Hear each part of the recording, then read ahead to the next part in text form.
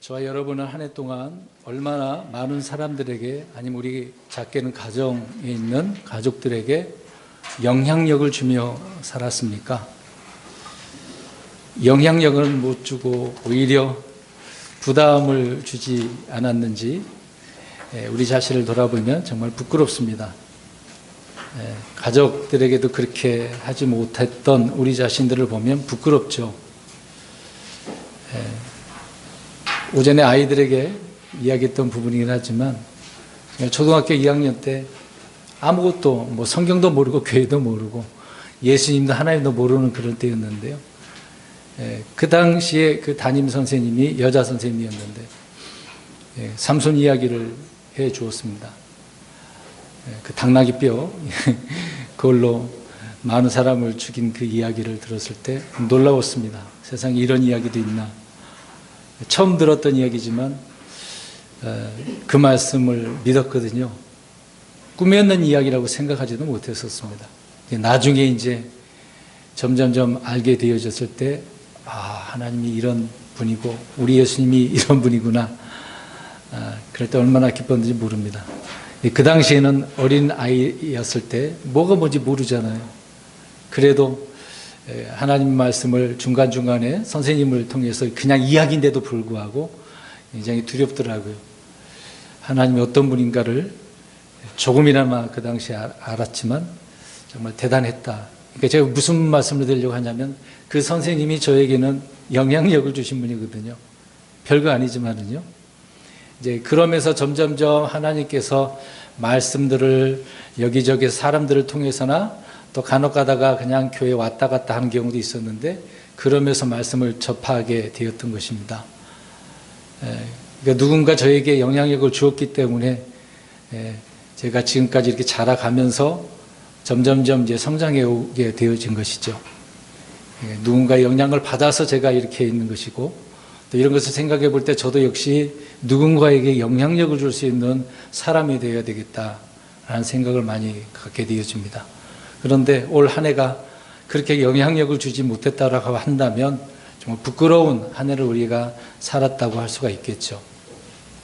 이런 우리 자신들을 돌이키고 그러면 다시는 그렇게 또다시 반복되게 살지 않기 위해서는 하나 더 우리가 더 깨닫고 또 깨달아서 바르게 살아가야 되지 않겠습니까? 그래서 올 한 해를 보내면서 12월 달에는 내년에 우리가 이렇게 살자. 또 어떤 문제를 대비를 하고 어떻게 헤쳐나가야 되는지를 살펴보려고 하는 것입니다. 그래서 아이들에게 덧붙여서 설명드린 이야기가 있는데 요셉 이야기를 좀 했습니다. 하나님께서 요셉을 통해서 계획하신 바가 있어서 형제들에 의해서 팔려가고 종으로 있다가 또 누명 써서 감옥에 갇히게 되어지고 또 해몽에 대한 그런 꿈 해몽에 대한 그런 부분이 있어서 결국 파라오의 그 꿈을 해몽하게 되지 않습니까? 하나님의 말씀으로 그 계시를 따라서 설명해 주었을 때 파라오가 그 말을 듣고 얼마나 놀랐겠습니까? 그런 말씀 중에 하나님께서는 파라오를 통해서 하나님의 계획을 그 일을 알려주셨다라고 말씀을 하고 있습니다. 그러니까 미리 알려줬다는 거잖아요. 우리는 미리 알려주면 얼마나 감사하겠습니까? 알고 살아가는 거하고 모르고 사는 거하고 다르기 때문에 그렇습니다. 그래서 아는 자가 아는 것이 힘이고 아는 자가 복된 것이거든요. 모르고 산 사람들은 그냥 하루 사는 것처럼 그렇게 사는 것이죠. 우리는 앞으로의 일들을 생각하면서 더 진취적이고 또 복된 삶을 살아갈 수가 있는 것입니다. 그런데 아는 것으로만 그치면 안 된다는 거죠. 알았으면 살아가는 방법도 알아야 되고 내가 그것을 잘 다스려서 어떤 문제를 이겨내고 승리해 나가는 것 아니겠습니까? 그래서 요셉이 파라오 왕에게 이야기합니다. 정말 사력 있고 지혜로운 자를 그 사람을 세워서 앞으로 그 풍년 7년 그리고 흉년 7년을 대비해서 그렇게 사십시오라고 이야기를 했던 것이죠. 그런데 그 사람이 누가 됐습니까? 네, 우리가 아는 대로 요셉이 된 거죠. 이집 땅에서는 그럴 만한 영향이 있는 그런 사람 한 사람도 없었다는 것입니다. 그러니까 미리 알려줬는데 세상 사람들은 그걸 통해서 살아가겠지만 아는 사람은 진정한 하나님이 어떤 분이 아는 사람들은 알고 또 그렇게 살아가는 거잖아요. 실제적인 삶 속에서 지혜롭게 살아가는 거다라고 이야기하는 것입니다. 누가 그렇게 살아가는 것이겠습니까? 요셉이 그랬던 것처럼 주를 믿는 저와 여러분들이 그렇게 알고서 지혜롭게 치리하며 다스리면서 살아가야 된다라고 하는 것이죠. 그런 의미에서 오늘 말씀을 우리가 살펴보려고 하는 것입니다. 시편 119편 127절 말씀인데요. 오늘 말씀은 보니까 주의 명령들을 금보다 더 사랑하고 정금보다 더 사랑해야 된다. 예전에 최상급에 대한 부분을 언급한 적이 있었는데 최상급, 뭐뭐보다 더 좋은 것, 높은 것, 귀한 것, 그것을 최상급이라고 하는 거잖아요. 세상에 귀하다라고 하는 것들이 굉장히 많습니다. 여기 계신 분들 서로 쳐다보십시오. 다 귀한 분이시잖아요. 귀한 분이 아니십니까? 다 귀한 분들이잖아요. 그런데 다 귀하지 하지만 저와 여러분보다 더 귀한 것이 있다라고 성경은 말씀을 하고 있습니다. 그것이 바로 오늘 우리가 읽은 구절대로 뭐가 귀하다고요? 주의 명령들, 말씀들이잖아요. 말씀 하나하나가 얼마나 귀한지를 말씀을 해주고 있다라고 하는 부분입니다. 어떤 사람의 가치관은 그가 무엇을 가장 귀히 여기는가 그것을 보면 알 수가 있습니다. 가장 소중한 것을 지키고자 하는 것은 누구나 다 마찬가지겠죠. 불신자들도 다 그렇습니다. 그것이 생명이든 건강이든 돈이든 가정이든 간에 자신에게 소중한 것은 계속해서 지켜나가려고 하는 것이 인간의 본성인 것이죠. 그래서 자신이 사랑하는 것은 절대 놓거나 잃어버리지 않으려고 하는 것입니다. 죽을 때는 잘 지킬 수 있는 사람에게 남겨주어서 계속해서 지켜나가도록 하게 되는 거 아니겠습니까? 그래서 과거에 조선시대 왕을 통해서 누가 왕이 되느냐가 그게 중요한 거잖아요. 계속해서 누가 이런 것들을 다 지켜나갈 수 있을까 고민되는 것입니다. 이런 것은 누가 가르쳐 주기 전에 우리 인간의 본능이기 때문에요. 다 그렇게 살려고 하는 것입니다. 그러나 어리석게도 가장 소중한 것은 곁에 있을 때는 그 가치를 잘 모르는 거죠. 나중에 잃어버린 후에 그 가치를 깨닫는 그런 경우가 많습니다. 그래서 후회를 많이 하죠. 내가 왜 그랬을까? 그 당시에는 모르니까 그러는 것입니다.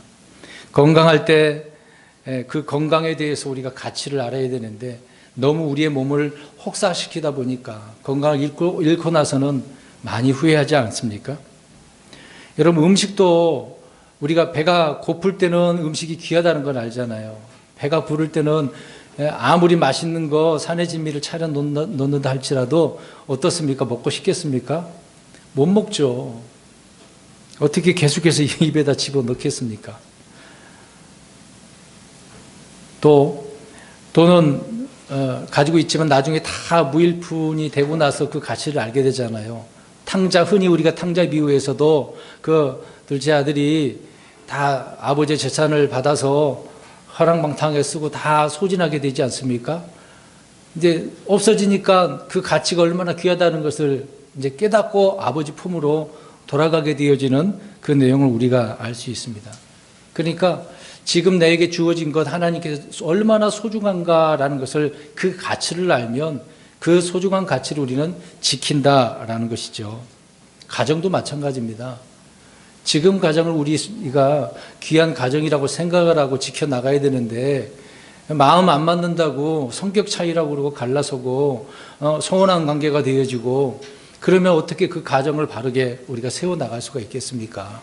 가정을 다 풍비박산이 되고 잃어버리고 난 후에 그 가정을 지켰어야만 하는데 나중에 후회하면 뭘 하겠습니까? 지금이 중요한 것이죠. 근데 그 가치를 알아야 된다 그 얘기입니다. 이와 같이 성도들은 믿음의 가치를 잘 모르고 또 교회의 가치를 모르고 성경의 가치를 모르는 경우가 많습니다. 믿음이 얼마나 소중한지 또 이 교회라고 하는 지역교회 모임이 있고 또 성도들 간에 그 모임이 있지 않습니까? 믿음의 사람들이 있는데 그 가치를 우리는 알아야 되는 거죠. 오늘 말씀처럼 주님의 말씀들, 성경 기록들에 대한 이 가치를 우리는 알아야 된다라는 것입니다. 그래서 본질적인 진정한 가치에 눈을 뜨게 되어지면 그것을 소중히 하고 지키려고 한다라고 하는 것이죠. 그런데 마귀는 어떻습니까? 성도들에게 있는 그 말씀을 어떻게 하죠? 빼앗아 가려고 합니다. 왜 빼앗아 가겠습니까? 성도들이 말씀을 받았어요. 그 말씀을 어떻게 해야 된다는 거예요. 앞에서 말씀드린 것처럼. 소중히 여기고 간직하고 지켜야 되는 것입니다. 그러나 하나님의 말씀을 무가치하게 여기니까, 우습게 여기니까 누가 와서 채워간다고요? 마귀가 와서 채워가는 것입니다. 예수님께서 씨 뿌리는 비유를 통해서 말씀하지 않습니까? 어디에 뿌려진 씨이기 때문에 그래요. 길가에 뿌려진 씨는 빼앗아가는 것입니다. 가치를 모르는 것이죠. 그 마음밭이 그러니까 마귀가 빼앗아가는 것입니다. 그래서 본질적인 진정한 가치에 눈을 뜨게 되어지면 말씀드린 것처럼 소중히 하고 지키려 한다라고 하는 것입니다. 그래서 저와 여러분이 말씀을 열심히 읽고 묵상하고 암송해야 된다는 얘기겠죠. 이런 일을 우리가 한 해 동안 해왔습니다. 계속해서 저는 우리 성도님들에게 작년에는 암송했잖아요. 올해는 열심히 성경을 읽었습니다. 또 문답도 하고 있습니다. 이 일은 이 강단에서 또 교회를 목회자로서 감독으로서 교사로서 담당하고 있는 목사가 해야 될 일이잖아요. 근데 목사가 우리 성도님들에게 그런 일을 하지 않고 다른 데다가 신경을 쓰게 한다고 한다면 어떻게 되겠습니까? 오늘 저는 말씀의 그 가치를 우리가 잘 소중히 여기고 간직하고 지키자라고 하는 그런 말씀을 드리고 있는 건데, 그렇게 하지 않는다고 한다면 그 당사자 목사뿐만 아니라 성도들 또한 어떻게 되겠습니까? 그 혼이 영혼이 어떻게 되겠어요? 점점점 피폐하게 되어지는 거죠. 곰핍하게 되어지는 거잖아요. 육신적인 뿐만 아니라 영적인 것이 곰핍하게 되어지니까 영적인 삶을 제대로 살아갈 수가 있겠습니까? 그런 이유에서 계속해서 읽으라고 묵상하라고 암송하라고 이렇게 강조할 수밖에 없는 것입니다. 목사가 해야 될 일이 그런 부분이 아니겠습니까? 목양은 뭐 하는 걸까요? 목양. 그냥 잘 먹고 잘 사세요 하는 건 아니잖아요. 이제 양들을 잘 돌보는 거잖아요. 그래서 그 양들을 어디로 데려가야 됩니까? 푸른 풀밭으로, 때로는 풀만 먹는 건 아니잖아요. 물도 먹어야 되잖아요. 그래서 성경에서는 좋은 꼴, 살찐 꼴 그렇게 이야기를 하는 것입니다. 그렇게 해야 무럭무럭 자라가기 때문에 그러는 거죠. 나도 모르게 어느새 신앙이 점점 자라서 주님을 기쁘시게 할 수 있는 삶을 살아가게 되어진다는 것입니다. 그것이 목회자가 해야 될 일인 것이죠. 그런데 무지한 사람들은 자신의 소중한 것을 빼앗긴 후에 빼앗긴 줄도 모르는 분들이 많이 있습니다. 하나님의 말씀 빼앗겼는데도 그런지도 모르고 사는 거죠. 그만큼 생각 없이 살았다라는 것을 알 수가 있습니다. 올 한 해 우리가 그렇게 살지는 않았습니까? 여러분 소중한 것을 빼앗겨 본 적이 있으신가요? 올 한 해 혹시 빼앗긴 적이 있으시나요?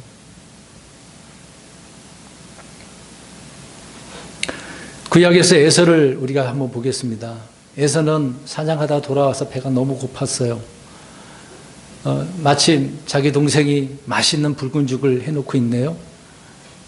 먹고 싶은데 그냥 달라고는 안 되잖아요. 그랬으면 좋겠는데 야곱이 그렇게 줄 리는 없고, 야곱이 무엇을 요구합니까? 네, 그 장자에 좀 나한테 주십시오. 그러니까 에서가 어떻게 여깁니까? 그렇죠. 영이 여긴 거죠.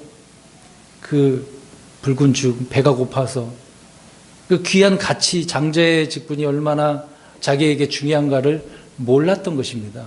그러니까 붉은 죽 하나로 어떻게 버립니까? 그 귀한 것을 팔았다라고 성경은 말씀을 하고 있는 겁니다. 그 다음에 또 어떻습니까? 이삭을 통해서 이제 복 받으려고 사냥에 또 나가는 사냥꾼인가.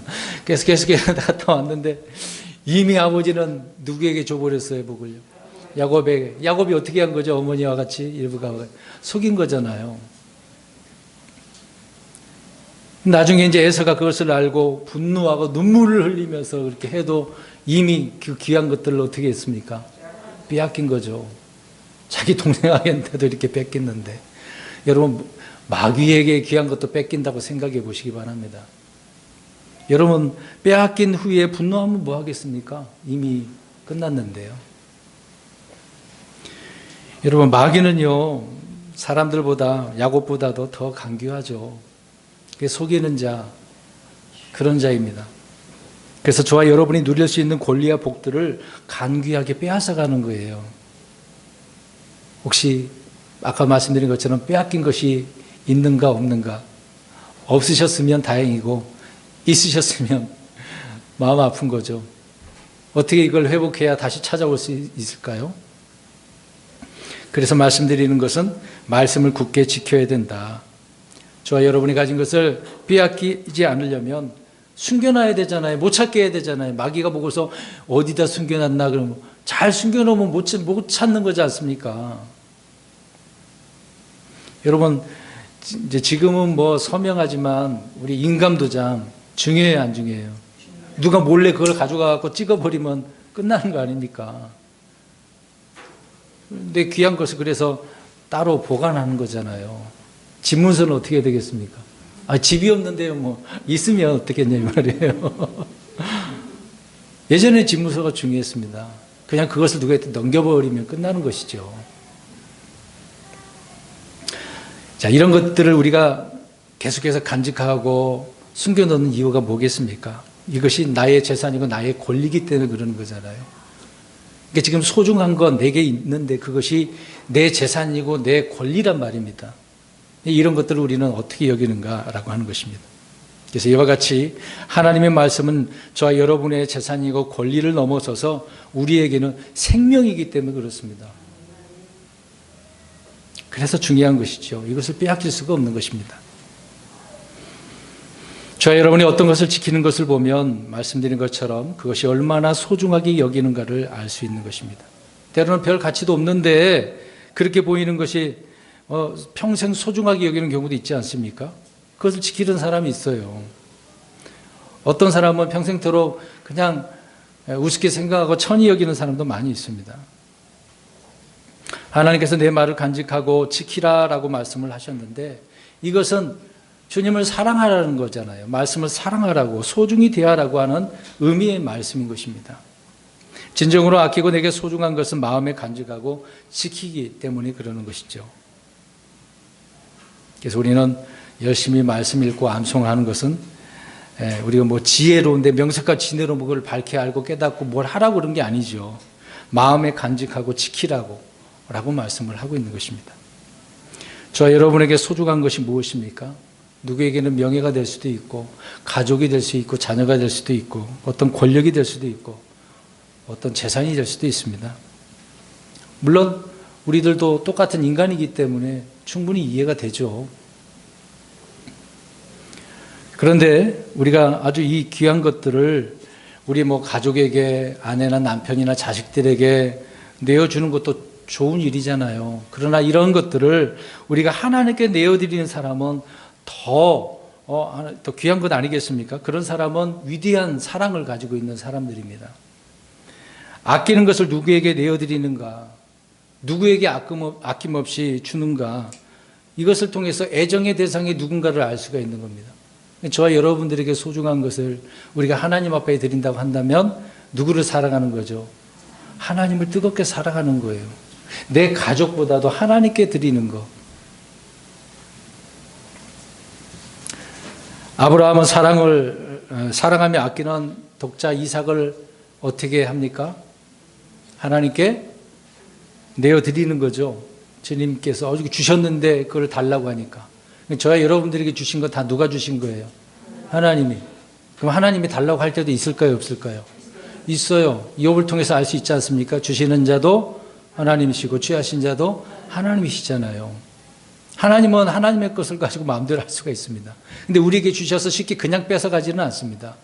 소중히 여기고 간직하고 지키면 빼앗아갈 일 없는데 그렇게 안 하니까 하나님께서 또는 마귀가 그것을 빼앗아간다, 그 얘기입니다.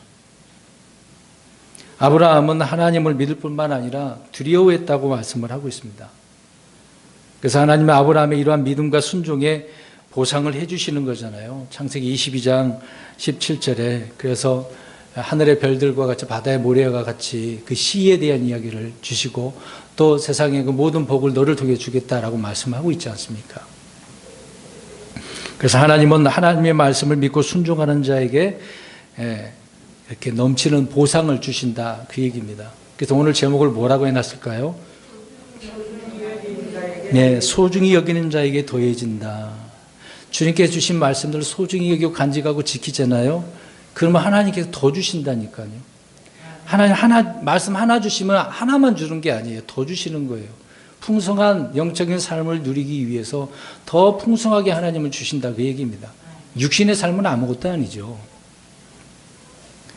저 여러분, 주님을 위해 아끼지 않는 것이 무엇입니까? 자신이 아끼는 것을 주님을 위해서 내어드렸다고 한다면 우리 하나님 역시도 아낌없이 주시는 것이죠. 여러분, 이불은 어떻습니까? 아담은 어떻습니까? 이게 하나님 아낌없이 드려야 되는데 그렇지 하지 못했던 것이죠. 저 여러분이 주님께 드려야 할 것은 여러분의 자식이나 아내가 아니라 우리 자신입니다. 나 자신을 하나님 앞에 드리는 거잖아요. 바울이 그래서 말씀하고 있지 않습니까? 그 이유는 하나님께서 먼저 자신을 내어주셨기 때문에 그래요. 하나님 먼저 우리에게 좋은 것, 가장 귀한 것을 아낌없이 주셨다고 바울이 로마서에서 말씀하고 있잖아요. 아낌없이 주신 것이 무엇입니까? 그렇죠. 주 예수 그리스도죠. 아들만 주신 것이 아니라 성령님도 주셨습니다. 또 그것만인가요? 말씀도 주셨잖아요. 우리에게 귀한 킹제임스 성경을 주셨지 않습니까?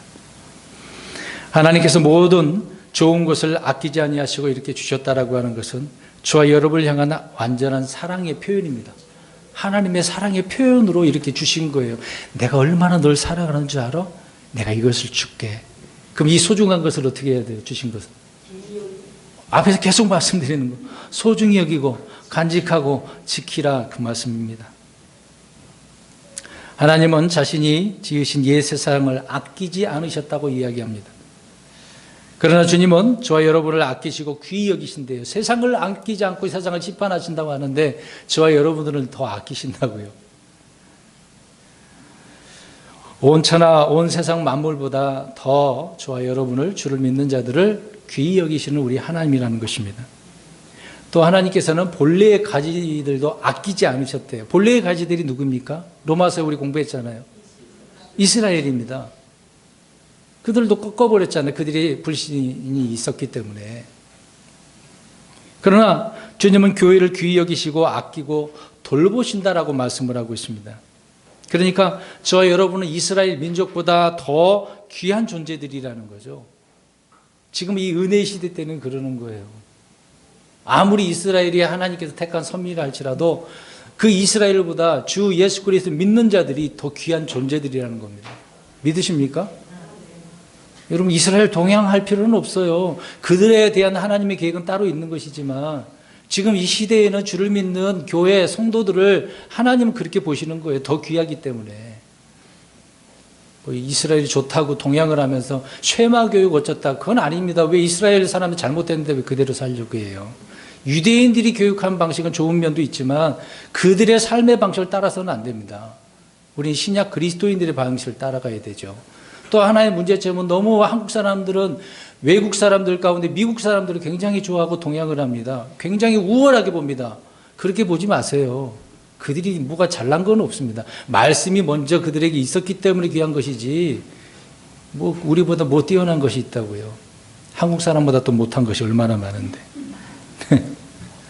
제가 강조하고 싶은 것은 주를 믿는 모든 자들이, 믿는 분들이 귀하다, 그 얘기입니다.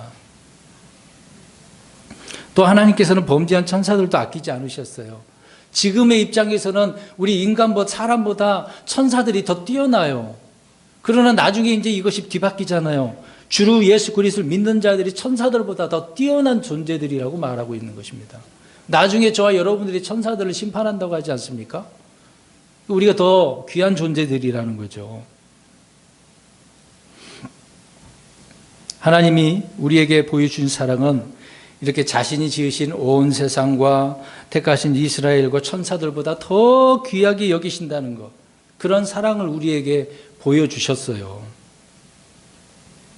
여러분, 하나님은 우리가 그래서 하나님을 사랑한다는 증거를 원하고 계십니다. 하나님도 증거를 보여줬잖아요.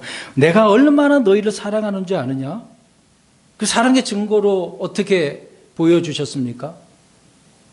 모르신가 보네요. 사랑의 증거가 뭐예요? 하나님께 우리를 사랑하신다는 그 증거. 주 예수 그리스도 십자가에 죽이신 거 아닙니까? 그 귀한 사랑 보여주셨잖아요. 완전한 사랑 아닙니까? 이런 사랑 누가 행할 수 있겠어요? 그 누구도 할 수가 없습니다. 오직 하나님만 하실 수 있는 거죠. 우리는 주님의 십자가의 그 희생을 통해서 하나님의 사랑을 깨닫는 것입니다. 여러분, 이거 한번 생각해 보세요. 이제 이스라엘 예수님께 이 땅에 오셔서 오병이어, 흔히 말하는 오병이어 기죠. 그것을 보고서 하나님의 사랑을 깨달을 수 있나요? 잘 대답을 해 보세요. 물이 변화해 뭐가 됐어요? 포도즙으로. 그것을 통해서 하나님의 사랑을 깨달을 수 있습니까? 나사로가 살아났어요? 그것을 통해서 하나님의 사랑을 깨달을 수 있습니까? 없다, 그 말입니다. 그것을 통해서 이런 기적들을, 표적들을 통해서 하나님의 능력, 하나님의 위대하신, 하나님 정말 놀라우신 분이구나, 이런 걸 알 수가 있어요. 근데 하나님의 사랑을 깨닫지는 못하는 거예요. 그러나 깨달을 수 있는 방법을 어디에다 주셨어요? 십자가에다가. 십자가를 통해서 하나님의 사랑을 우리가 깨닫는 것입니다. 주님께서 흘리신 그 피가 얼마나 귀하다는 것을 말씀해 주고 있는 것이죠. 이 사랑보다 더 크고 위대한 사랑, 이 세상에 존재하지 않습니다. 우리를 향한 이 사랑을 보여주신 하나님의 말씀이 성경이잖아요. 성경을 통해서 그렇구나, 십자가는 이미 해놓은 것인 거, 그런 것들을 성경에다 기록해 놓고 그 말씀들이 얼마나 귀하다는 것을 우리에게 보존해서 주신 거 아닙니까? 이 귀한 말씀들을 잘 보관을 해야 되는데 그냥 저 금고에다가 놓고 가방 속에다가 보관을 해놓고, 아니면 차에다가 그냥 그 위에, 지나가다 보면 차 그 대시방 위에다가 뒤에다가 이렇게 많이 두더라고요. 막 굴러다니더라고요. 근데 우리는 어떻게 보관해야 되겠습니까? 어디에다가? 그렇죠, 마음에. 실제 뭐 책으로서 읽는 것이지만 열심히 읽어서 내 마음판에다가 잘 새겨두고 보관을 해놔야죠. 잘 숨겨놓으면 마귀가 못 찾아가고 못 뺏어가는 거죠. 그래서 이 말씀을 마음속에 지켜야 된다고 이야기합니다. 우리 성경 보겠습니다. 요한복음 14장 21절. 주님께서 떠나신다는 말씀을 통해서 이런 말씀을 덧붙여 설명을 해주고 있습니다. 14장 21절, 요한복음 14장 21절, 시작. 내 명령들을 가지고 그것들을 지키는 자가 나를 사랑하는 자니 나를 사랑하는 자는 내 아버지께 사랑을 받을 것이요 나도 그를 사랑하여 그에게 나를 나타내리라 하시니라. 아멘. 여기 계속 놔두시고요. 자, 여기 보세요. 명령들을 가지고 지키는 자가 하나님을 어떻게 하는 사람이에요? 자, 그러면 우리도 하나님께서 증거를 원하신다고 했으니까 증거가 뭡니까? 말씀들을 간직하고 소중히 여겨서 지키는 거거든요. 그러한 것이 바로 하나님 앞에 증거로 드러나게 되어지는 겁니다. 주님은 자신을 사랑하는 자에 대한 기준을 내 명령들을 가지고 지키는 자라고 말씀을 하고 있습니다. 얼마나 많은 일을 했느냐가 중요한 게 아닙니다. 얼마나 많은 헌금을 드렸느냐, 또 많은 교회를 세웠느냐, 그게 중요한 게 아닙니다. 기도는 뭐 몇 시간을 했고 금식을 몇 번 했고 교회를 얼마나 오래 다녔냐, 이런 게 아닙니다. 주님을 사랑하는, 이런 것들은 주님을 사랑하는 기준이 아니에요. 뭐였습니까? 읽은 대로 말씀을 지키는 거예요. 나의 명령들을 가지고 지키는 자라고 했는데 이것이 하나님께서 보시는 평가 기준이에요. 이걸 우리에게 제시해주고 있는 것입니다. 그 다음에 23절 읽어보십시오. 시작. 예수께서 그에게 대답하여 이르시되 사람이 나를 사랑하면 내 말들을 지키리니 내 아버지께서 그를 사랑할 것이요 우리가 그에게 가서 우리의 거처가 그와 함께 있게 하리라. 아멘. 주님의 말씀 사랑해서 지켰더니 하나님께서 더 어떻게 해주시는 거예요? 우리를 사랑해 주시는 거잖아요. 가끔 이야기한 이야기지만 강아지가 주인이 얼마나 좋으면 막 비벼대고 띄우고 짖고 그러잖아요.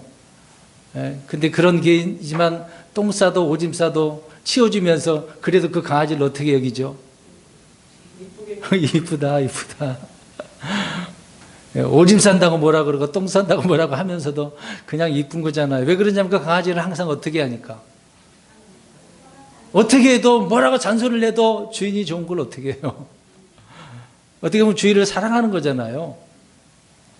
저와 여러분들이 부족한 면이 있지만 주님을 이렇게 사랑하고 이게 이런 사랑의 증거로 말씀을 따라 지키면 하나님께서도 좋아하시는 거죠. 더 사랑하시는 겁니다. 아이고 이쁘다 이쁘다 잘했다. 그런 하나님 아니겠습니까? 저 여러분에게 진정으로 소중한 것이 무엇입니까? 어떤 것을 간직하고 지키는 것을 보면 그 가치관을 알 수 있는 거죠. 하나님의 말씀을 소중히 여긴다고 한다면 그것을 얼마나 귀하고 가치 있게 여기는지, 이것을 우리는 세 가지를 오늘 말씀을 통해서 살펴보려고 합니다. 시편 119편 127절에 하나님의 말씀을 뭐뭐보다 소중하다, 정금보다 소중하다. 말씀은 얼마나 소중한가를 말씀해 주고 있습니다. 여러분, 자본주의 시대, 만몬의 이런 시대 때 이런 말씀을 이해가 안 되죠. 아니, 왜 이런 표현을 하고 있는 것입니까? 사람들은 뭐가 있으면 된다고 하는 거죠. 돈만 있으면 돼요. 그러니까 이거를 육신적인 그리스도인이 이렇게 생각합니다. 돈이 있어야 교회를 운영하지, 돈이 있어야 교회를 세우지, 그렇게 얘기하지 않겠습니까? 돈이 있어야 선교도 하고 건물도 사고 교회를 운영하지, 그렇게 말을 하잖아요. 이런 자들은 마음이 삐뚤어진 거예요. 입이 삐뚤어진 겁니다. 근데 교회를 세우는 것은 돈으로 되겠습니까? 아니에요. 돈으로 세우는 게 아닙니다. 말씀으로 세우는 거죠. 하나님의 말씀이 정금보다 더 소중하고 사모하고 사랑해야 되는 것. 그러다 보면 우리가 이 모이는 시간도 더 소중히 여기겠죠. 바쁘게 사는 핑계를 대고 그런 일은 없을 거 아니겠습니까? 잠언 3장 14절에 솔로몬이 이렇게 이야기합니다. 지혜를 거래하는 것이 은을 거래하는 것보다 나으며 그것의 이익이 정금보다 나으니라. 은, 금보다 더 나은 것이 지혜다라고 솔로몬은 이야기를 해주고 있는 거죠. 그러나 이와 반대로 우리는 경제 활동에 열심히 전념하느라고 말씀이 주는 이런 어떤 재물체와 풍성함, 그거를 귀하게 여기지는 않는 거죠. 다 놓치고 있는 경우를 보게 되어집니다. 저 여러분들이 마음속에 생명의 말씀을 구하기 위해서 그것이 자라나게 하고 열매를 맺는다라고 한다면 그 가치, 우리가 1년 동안 벌었던 연봉, 월급보다 얼마나 더 귀하겠습니까? 우리 잠언서 8장 19절 한번 가보세요. 그래서 열매가 어떤 열매냐가 중요한 것입니다. 말씀을 통해서 열매 맺어지는 것들은요, 금보다 은보다 더 귀하다는 것을 알 수 있습니다. 잠언 8장 19절, 8장 19절 시작. 내 열매는 금보다 나음, 참으로 정금보다 나으며 내 소득은 세상의 은보다 낫도다. 아멘. 은보다 금보다 더 나은 것은 이 열매다. 말씀을 통해서 열매 맺는 거죠. 그러나 오늘날 이 시대에 많은 교회들이 타락하고 있습니다. 배도하고 있습니다. 말씀보다는 다른 것에 관심을 두고 거기에 집중하려고 하는 거죠. 믿음보다는 신념에 빠지게 하는 것이 문제죠. 배도의 길을 걷는 그런 자들이 이런 신념을 가르치고 있습니다. 혹시 우리는 신념을 가지고 있나요? 믿음을 가지고 있나요? 말로는 무엇이라고 하든 간에 그 행동은 그분을 말씀보다 더 사랑하고 있는 것. 많은 육신적인 그리스도인들이 스스로의 그 삶을 통해서 보여주고 있습니다. 그래서 부지런히 우리는 말씀을 읽고 묵상하고 암송해야 되는 거죠. 그래서 첫 번째로 말씀드린 것은 정금보다 귀하다. 두 번째로는 욥기서 23장 12절 가서 보시면 하나님의 말씀은 음식보다 귀하다라고 이야기합니다. 먹는 것보다 귀하다. 찾지 않으셔도 됩니다. 배가 그들의 하나님이다라는 말씀이 있잖아요. 하나님이 하나님이셔야 되는데 그 배, 먹는 거를 말하는 거 아닙니까? 그런 사람들에게는 지금 이런 말씀들은 이해가 되지 않을 것입니다. 그런데 욥은 하나님의 말씀을 그렇게 매일 먹는 일용할 양식으로 이야기를 하고 있는 거죠. 그래서 귀하다라고 이야기합니다. 빵, 버터, 우유, 치즈, 고기 이런 것보다 말씀이 더 귀하다라고 말하고 있는 거죠. 저 여러분들이 이렇게 여기고 있다고 한다면 읽고 암송하는 일은 쉬운 거예요. 부담이 안 됩니다. 즐거운 일이거든요. 근데 이렇게 소중한 가치를 모르니까 읽는 거 어떻게 여깁니까? 부담되고 피곤한데 지친데 어떻게 읽어? 그냥 자지 뭐 내일 읽지. 그러다 보면 못 읽는 거죠. 그 하루는 그냥 지나가는 거 아닙니까? 그러니까 가치를 지금 말씀에 두고 있지 않는다라는 것을 알 수가 있는 것이죠. 여러분 영적 양식인 말씀을 먹는 일이 힘들다라고 한다면 그 호는 점점점 병들어가고 있는 것이고 병들어서 중환자가 된 상태라고 보시면 됩니다. 말씀 있는 건 너무 부담되고 힘들어요. 이런 사람들이 중환자에 있는 사경을 헤맨다고 하잖아요. 영적으로 사경을 헤매는 분들이 많이 있습니다. 제가 심각하게 표현한 걸까요? 혹시 저와 여러분들이 올 한 해 동안 내가 그런 상태가 아니었는가 보자는 것이죠. 저와 여러분이 힘들고 어려울 때일수록 더욱더 먹어야 되고 먹기 위해서 사는 거 아닙니까? 살아야 되니까요. 주님은 사람이 무엇으로 사는가를 분명히 가르쳐 주셨습니다. 우리 마태복음 4장 4절 가서 보겠습니다. 이 구절은 우리가 잘 알고 있는데 그게 잘 안 되죠. 성령에 이끌려서 마귀에게 시험 받으실 때 마귀에게 사탄에게 하신 말씀인데 우리 예수님 친히 보여주셨지만 우리는 이런 말씀을 사용하지만 제대로 못하는 경우가 많습니다. 4장 4절 시작. 그분께서 응답하여 이르시되 기록된 바 사람이 빵으로만 살 것이 아니요 하나님의 입에서 나오는 모든 말씀으로 살 것이라 하였느니라 하시더라. 아멘. 하나님의 입에서 나오는 모든 말씀으로 사는 거다. 때로는 우리는 줄이죠. 그럴 때가 있잖아요. 때로는 낮아지기도 하고 곤란에 빠지기도 하고 힘들 때도 있잖아요. 사업할 때마다 안 되는 경우가 있지 않습니까? 경제적인 상황이 정말 안 좋아요. 얼마 전에 어떤 가수가 사는 것이 왜 이렇게 힘들어 그 노래 있잖아요. 열심히 근데 우리가 들어보고 근데 그 가수는 누구한테 물어봤다고 그래요. 태수 형한테. 하나님한테 좀 물어보지. 그렇죠? 죽은 철학자한테 물어봤자 뭐합니까? 가보니까 천국은 있대요. 물어보니 어때요? 소크라테스가 어디로 갔을게요? 그런 사람에게 물어보면 잘못 물어본 거 아닙니까? 금방 말씀드린 것처럼 왜 이렇게 사는 게 힘든가? 이런 걸 생각하면 경제 사정이 안 좋아서 그랬네. 올 한 해는 뭐 때문에 안 됐다 그래요?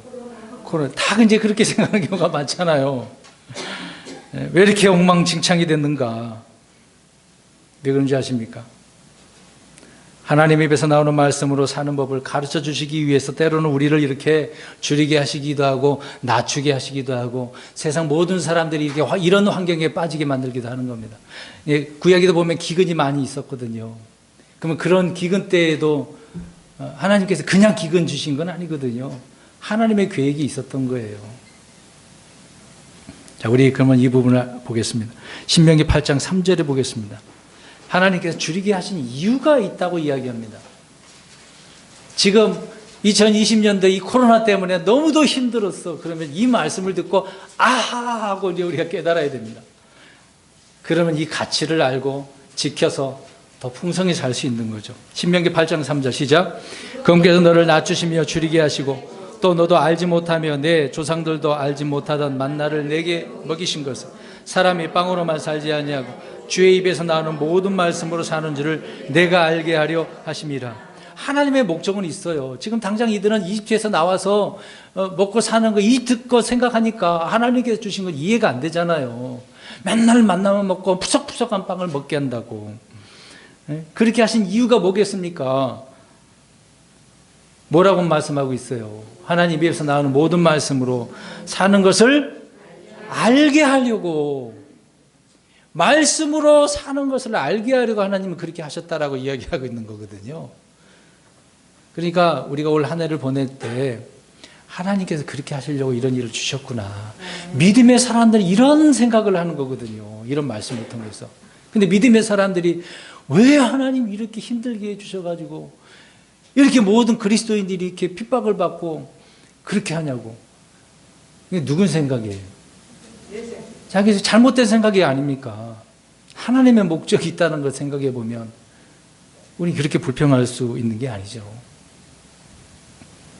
마음속에 하나님 말씀을 간직하고 일행할 양식보다도 귀하게 여긴다고 한다면 정작 먹고 살 양식은 저절로 해결되는 것이죠.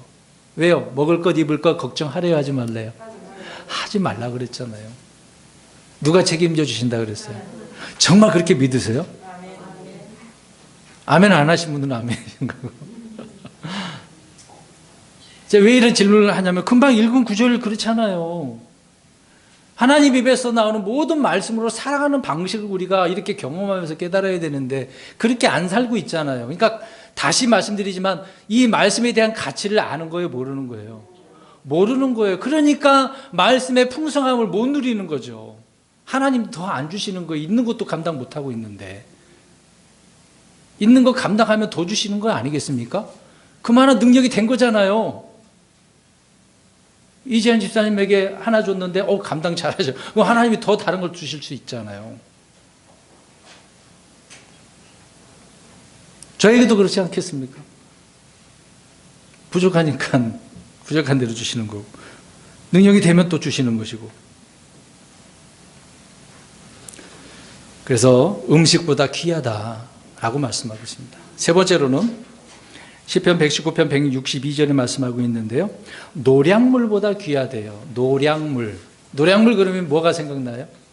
전쟁에서 이겨가지고 뺏어오는 거, 가져오는 거. 이겼으니까 전쟁에서 진 패장들과 그 패한 나라는 다 줘야 되잖아요. 갖다 바쳐야 되는 거 아니겠습니까? 사람은 자신이 행한 일에 대한 성취를 볼 때 기뻐하죠. 직장인은 한 달 동안 일을 한 다음에 뭘 딱 받게 되어지죠? 월급 받으면 얼마나 기쁘겠습니까? 한 달 동안 열심히 일했으니까. 그 통장, 근데 통장에 때가 됐는데 돈이 안 들어오면 어떻게 돼요? 그 기쁨은 갑자기 사라지고 얼굴이 변하고 전화를 해야죠. 그렇죠? 왜 안 넣어주십니까? 그러겠죠. 네. 선거를 치는 사람은 어떨 때 기쁠까요? 출마를 했는데 당선되면 기쁘죠. 시험을 이번에 아이들 시험 봤는데 어떻게 하면 기쁘겠습니까? 그렇죠. 합격해야 기쁘죠. 이게 뭐예요? 금방 말씀드리는 금방 세 번째 주제 노량물이에요. 이게 노량물이라고요. 성경에서 말하는 노량물은 바로 자신이 행한 일에 대한 대가를 말하고 있는 겁니다. 자기가 행한 그 대가. 그래서 말씀드린 것처럼 전쟁에서 승리한 군사들이 취한 이 전리품을 노량물이라고 하는 거죠. 그래서 공부한 학생에게는 상을 받는 거고 상품을 받는 거고 합격증이 노량물이 되는 겁니다. 직장인은 월급이고 승진하는 것이고요. 그래서 열심히 공부하고 일을 하는 거죠. 저와 여러분에게 이런 기쁨을 주는 것이 무엇이겠습니까? 성경은 하나님의 말씀이라고 하는 것입니다. 사업자가 이익을 남기는 기쁨, 농부가 수확하는 기쁨, 산모가 아이를 낳는 기쁨. 자, 이런 것보다 주님의 말씀이 더 귀하다. 그것이 그 말씀을 일한 그 기쁨이 더 크다라고 말씀을 하고 있는 것입니다. 왜 그렇겠습니까? 주님의 말씀이 기쁨의 근원이기 때문에 그렇습니다.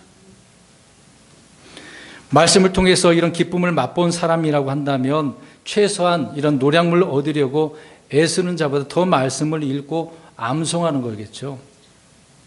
그래서 사람은 누구나 더 큰 기쁨을 주는 것을 소중히 여기는 것이고 또 그것을 가치 있게 보는 것입니다. 저희 여러분들이 진정으로 소중하고 가치 있는 것을 가치 있게 보지 않는다고 한다면 그것을 소중하게 간직하고 지키는 것은 어려울 것입니다. 여러분 지금 이렇게 말씀드리지만 내년에 지금도 주셨고 또 내년에도 주실 것들이 많은데요. 그 주신 것을 가치 있게 여기지 못한다 한다면 어려운 거예요. 소중한 것을 소중하게 여기지 않는 사람에게 주님이 귀한 것을 맡겨주겠습니까? 달란트 비유나 문화 비유에서도 말하잖아요. 5달란트, 2달란트는 잘했는데 1달란트 받은, 한 문화를 받은 자는 어떻게 여깁니까? 그냥 땅속에 집어넣고 아무 활용도 안 하는 거죠. 쳐다도 안 본다, 그 얘기 아닙니까?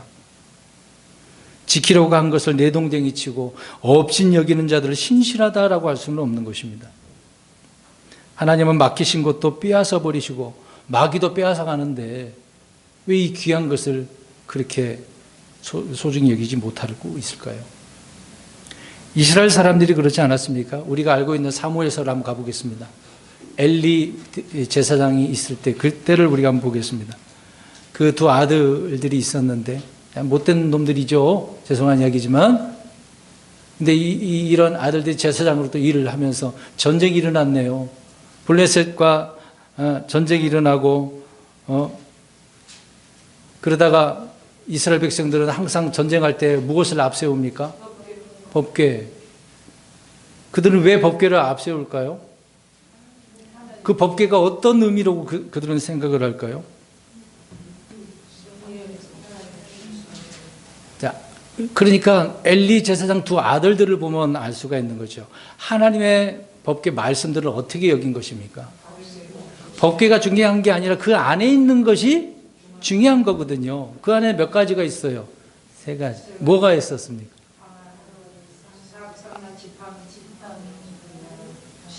십계명 몇 가지 명령이 있고 아론의 쌍난 지팡이에 있고 만나 금항아리가 있잖아요. 그 말씀을 우리가 본다면 그것을 그들은 마음에 간직해야 되는데 그냥 법궤로만 있었다 그 얘기입니다. 귀중하게 여기지 않았기 때문에 그 법궤를 어떻게 된 것입니까? 빼앗기게 되어지는 것이죠. 이 실제 있었던 겁니다. 별거 아니라고 생각하면 안 돼요.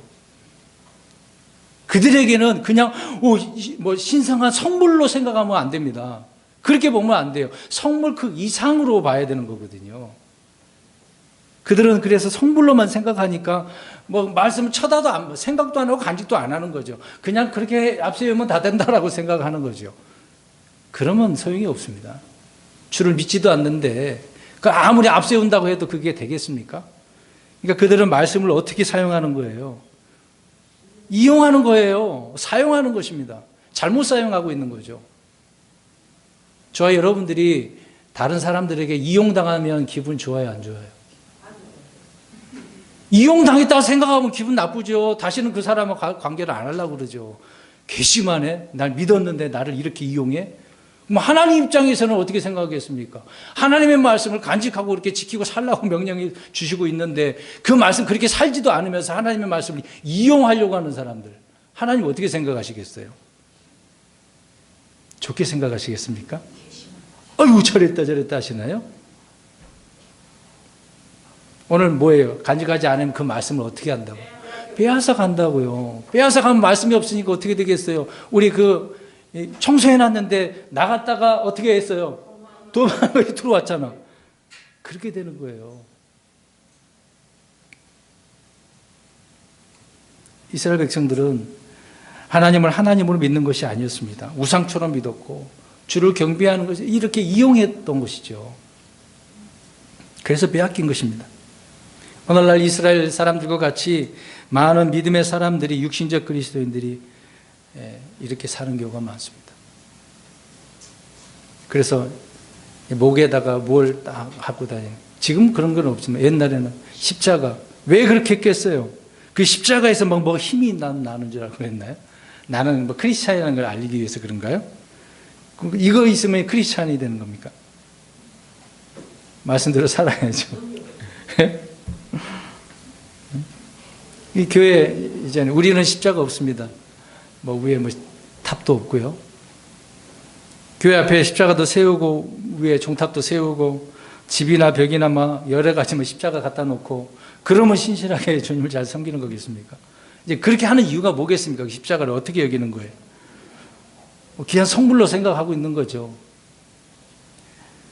자기 감정을 거기다가 이입한 우상에 지나지 않는 것입니다. 그거 없어도 돼요. 우리 흔히 이제 영화를 보면 여기 보세요. 영화를 보면 십자가를 놓고 마귀야 나가라 그러면 마귀가 나가나요? 그 카톨릭이 만든 영화고요. 마귀는 그렇게 해서 나가는 거 아닙니다. 기록된 말씀으로 우리가 명하면 나가게 되는 거죠. 십자가 의미 없습니다. 그런 거 하면. 그래서 가톨릭은 그런 종교이기 때문에 항상 그걸 가지고 다니고 굉장히 신성시하는 거잖아요. 그래서 신부가 가지고 다니는 거 그걸 막 선물로 생각하는 겁니다. 잘못된 신앙이죠. 그런 거요. 이교도들이 하는 행위를 따라서 하기 때문에 그렇습니다. 그러니까 말씀드리는 것은 거기다가 자기 감정을 거기다 집어넣어놓고 뭐가 되겠지 그러는 거예요. 다시 말씀드리면 하나님의 말씀을 그렇게 이용하고 있다 그 얘기입니다. 우리가요. 내가 킹제임스 성경 두고 다니면은 잘 되겠지. 그건 아니거든요. 말씀으로 살아야죠. 어디 가서 살지도 않으면서 나 킹제임스 성경을 본다 그렇게 하면 이건 창피한 거예요. 보여주지도 않으면서 이걸 보라 그러고 너는 그렇게 살면서 나보고 이거 보라 그러냐? 그런 말이 듣거든요. 여러분 하나님 말씀 그렇습니다. 우리 마음속에 담아두지 않으면 원수들에게 빼앗기는 겁니다. 나도 모르게. 성경을 장식물로 생각하지 마십시오. 말씀에 대한 믿음이 없이 성경에 대한 그런 확신 없이 저 여러분이 원수를 만날 때 어떻게 이기겠습니까? 원수들은요 정말 똑똑해요. 사기치는 사람들은 진짜 똑똑한 사람들입니다. 대단한 사람들이에요. 세상에 주를 믿지 않은 사람들, 뛰어난 사람들 얼마나 많습니까? 여러 가지 막 공부를 많이 해서 흔히 말하는 가방끈이 길어요. 그런 사람들을 어떻게 상대해서 이기려고요? 그들이 말하는 배운 지식 갖고 이길 수 있겠습니까? 못 이겨요. 우리는 그렇게 이길 수 없습니다. 그들은 그들의 것을 가지고 저와 여러분들을 노력해 갑니다. 빼앗아 가는 거죠. 그래서 우리가 가지고 있는 성경을 빼앗아 가는 거예요. 그들의 지혜, 그들의 법으로 우리의 것을 빼앗아 간다고요. 근데 이것을 빼앗기지 않으려면 소중히 여기고 있어야죠. 지켜야 되는 거 아니겠습니까? 마음에서 지키지 못하면 손에서도 빼앗기게 되어지는 겁니다. 그래서 이스라엘은 언약궤를 주신 하나님과 언약궤에 담긴 그 언약의 말씀을 지키지 않았다가 결국 빼앗기게 되었던 것이죠. 성경을 손에서 지키는 것도 중요하지만 마음에서 지키는 것 정말 중요합니다. 그래서 이런 것들은 열심히 읽고 암송하는 거겠죠. 그러니까 이 정도 들어보시면 내년에 뭐 할 거다 좀 암시가 됩니까?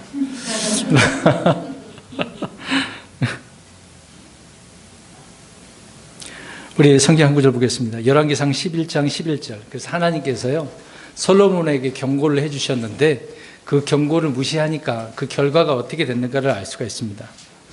열왕기상 11장 11절입니다. 시작.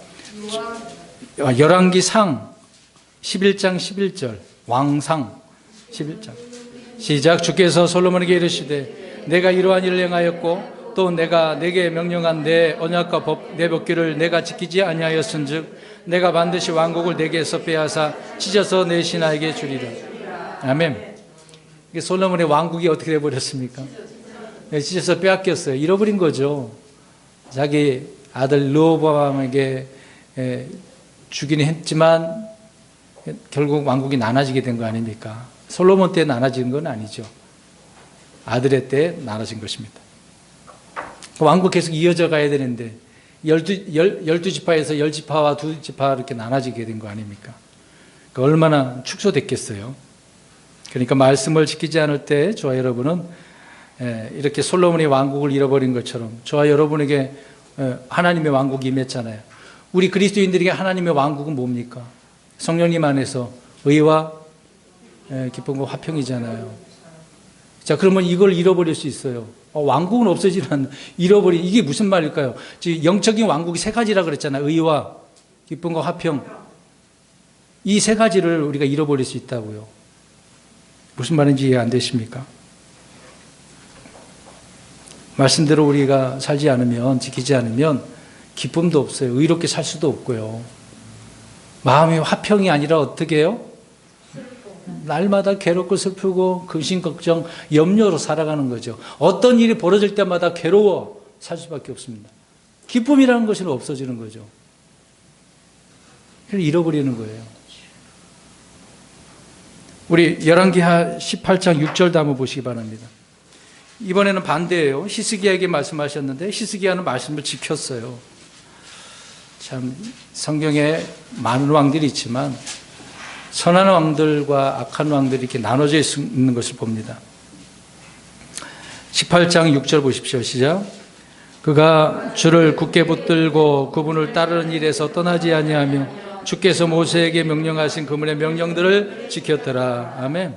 히스기야는 쓰러져가는 그 조국 왕국을 이렇게 세운 사람이에요. 이렇게 말씀을 지킴으로 인해서 나라가 잘 된 거 아닙니까? 물론 이제 병 걸려서 살아났는데 그거를 바벨론에 보여줘서 문제가 된 것은 있지만 히스기야는 말씀을 그렇게 지켰다라고 이야기하고 있습니다.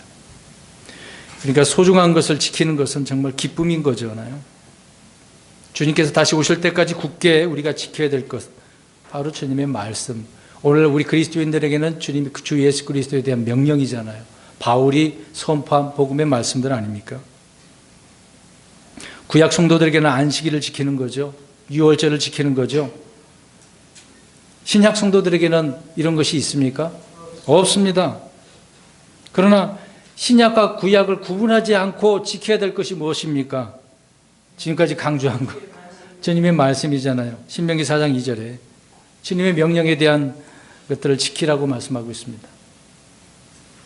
하나님이 가장 중요하게 여기시는 것을 저와 여러분이 가장 중요하게 여겨야 되는 겁니다. 하나님도 그렇게 여기시는데 우리도 그렇게 여겨야 되는 거 아닙니까? 여러분, 믿음을 찾아볼 수 없다라고 하는 것은 믿음의 씨앗인 하나님의 말씀을 찾아볼 수 없는 것이죠. 믿음이 어디 있느냐라고 한다면 그 믿음의 뿌리가 되어지는 그 출처가 되는 어디에 있습니까? 하나님의 말씀에 있는 거죠. 그 말씀에서 찾으면 되는 것입니다. 믿음이 어디 있습니까? 그러면 어디에서 찾으면 된다고요? 말씀에서 찾아야 돼요. 하나님의 말씀이 있는 그곳에 저와 여러분의 믿음이 있는 것입니다. 믿음은 그래서 어디에서 온다? 들음에서 온다. 그 듣는 것은 말씀을 듣는 거죠. 저 여러분의 마음 안에 하나님의 말씀이 거하고 그것이 매 순간 기억나서 그대로 행하게 되어진다고 한다면 그것이 믿음의 삶이 되는 것입니다. 같은 일을 똑같이 하더라도 하나님의 말씀을 기억하고 그것을 의지함으로 인해서 그렇게 할 때 주님은 그 믿음을 칭찬하시고 복을 주시고 좋은 평판을 주시고 증언해 주시는 것입니다. 또 기뻐하시고 보상을 주시는 거죠. 마음속의 말씀을 지키면 말씀의 그 의도를 알게 되고 인도함을 받게 되어지고 말씀의 조명을 받게 되어지고 또 그 말씀이 자라나서 열매를 맺게 되어집니다. 그러니까 우리가 강건한 자가 되어지는 거거든요. 그래서 말씀드린 것처럼 있는 자는 뭐 할 것이요? 받을 것이요. 있는 자는 받아요. 근데 있는데 어떻게 돼요? 없는 자는 빼앗긴다. 있는 것도 빼앗긴다. 지난주에도 살펴보지 않았습니까? 여러분, 우리는 자만해서는 안 되죠. 있는 것도 빼앗기고 있는데 없는 사람은 또 있는 것도 빼앗긴다고 하는데요. 여러분, 세상에서는 빈익빈 부익부, 이게 무슨 말인지 아시죠? 가난한 자는 더 가난하게 되어지고 부자는 더 부하게. 이건 진리입니까? 진리가 아닙니까? 세상에서도 진리예요. 근데 성경도 그렇게 말하고 있잖아요. 없는 자는 더 가난하게 되는 겁니다. 말씀이 없으니까 더 가난하게 되어지는 거예요. 근데 있는 자는 그걸 간직하고 지키니까 더 부요한 영적인 삶을 살아가는 것입니다. 저 여러분 지금 자신이 어느 정도 알고 믿음이 있다라고 생각한다면 속은 것입니다. 저 여러분이 가진 적은 말씀과 믿음은 금방 바닥칠 수밖에 없습니다. 있는 것까지 빼앗길 수도 있습니다. 여러분, 겨울에 눈이 오면 처음에 막 쌓입니까? 그냥 안 쌓이잖아요. 다 녹아버리잖아요. 근데 그 땅이 막 얼었어. 그러면 적은 양이라도 쌓이게 되어지는 것입니다. 비가 올 때도 마찬가지 아니겠습니까? 처음에는 땅에 스며들다가 이제 그것도 스며든 것이 다 차면 그 위로 어떻게 되겠습니까? 예, 고이기 시작하는 거죠.